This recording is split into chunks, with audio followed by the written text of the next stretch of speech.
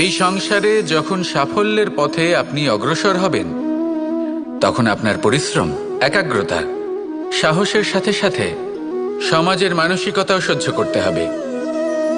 প্রত্যেক ব্যক্তি কিছু না কিছু ভাবেন, কিছু না কিছু বলেন।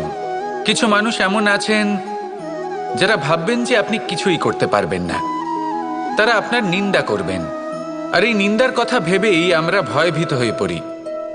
সেই কারণে নিজেদের আশা, নিজেদের বিশ্বাস হারিয়ে ফেলি। এবার যদি সেই নিন্দার ভয়ে আমরা লক্ষ্যচ্যুত হই, তাহলে সেটা অনুচিত। সেই জন্য জীবনে শুধু পরিশ্রম করতে থাকুন, সামনে এগোতে থাকুন। যেই দিন আপনি আপনার লক্ষ্য লাভ করবেন, সেই প্রত্যেক ব্যক্তি যারা নিন্দা করছিলেন তাদের দৃষ্টি আপনা থেকেই পাল্টে যাবে, ঠিক কিনা?